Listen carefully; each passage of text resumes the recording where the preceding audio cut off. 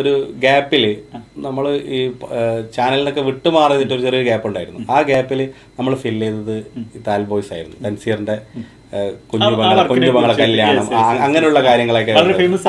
അപ്പൊ കുഞ്ഞുമങ്ങളെ കല്യാണം മുതൽ ഇപ്പോൾ കഴിഞ്ഞ എല്ലാ കല്യാണത്തിലും ഞാനും മക്കളൊക്കെ അതിലുണ്ട്. ഇപ്പോൾ ഏറ്റവും അധികം പറയാനുള്ളത് ഇവരെ കുറിച്ച് പറയാനുള്ളത്, ഞാൻ എഴുതിയാണ് പാട്ട് ഉപ്പ ഉപ്പ എന്നോടാണോ ഉമ്മാനോട്. ആ പാട്ട്, ഈ പാട്ട് തൻസീറിന്റെ കൂടെ ഇവരാണ് പാടിയത്. നമ്മൾ ഈ സ്റ്റുഡിയോയിൽ നിന്നാണ് ആ പാട്ട് പിറന്നത്.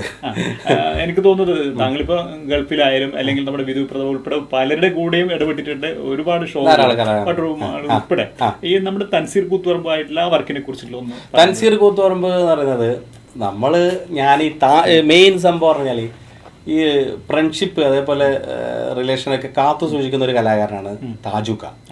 ഈ താജുക്ക എനിക്ക് ഒക്കെ ഈ തൻസീർ എന്ന് പറയുന്നത് നമ്മളെ അനിയനായിട്ടേ കണ്ടിട്ടുള്ളൂ. അതായത് ഒരു ഫീൽഡിൽ നമ്മൾ വർക്ക് ചെയ്യുന്ന ഒരു അല്ല ഗായകന്മാരായിട്ടോ അല്ലെങ്കിൽ ഒരു ബിസിനസ് ഞങ്ങൾ കണ്ടില്ല.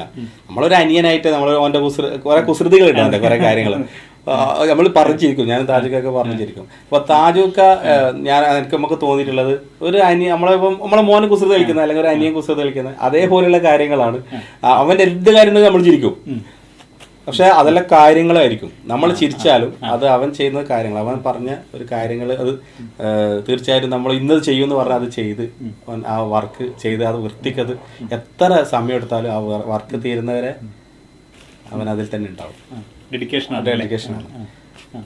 ഓക്കെ, താങ്കളെ കുറിച്ച് നമ്മളൊരു ചർച്ച വെക്കുമ്പോൾ ഏറ്റവും കൂടുതൽ താങ്കൾ കേരളം മുഴുവൻ സ്വീകരിക്കപ്പെട്ട ഒരു ഇതായിരുന്നു നമ്മുടെ കൈലളിയുടെ പട്ടുറുമാല. ഒരു 6 വർഷം താങ്കൾ അതിലെ ഒരു നിറസാന്നിധ്യമായിരുന്നു. അതിനെ കുറിച്ചിട്ട് പട്ടുറുമാൽ എന്ന് പറയുന്നത് എനിക്കത് വീണ് കിട്ടിയത് തന്നെയാണ്. നമ്മുടെ ഫൈസൽ മാഷ് അല്ലെ ജഡ്ജസ്, ഫൈസൽ മാഷ് എന്ന് പറയുന്നത് മാഷിന്റെ പ്രോഗ്രാമൊക്കെ നമ്മൾ പോവാറുണ്ട്. ഞാൻ പിന്നീട് അറിയുന്നത് മാഷാണ് അതിലെ ജഡ്ജസ് ഒക്കെ.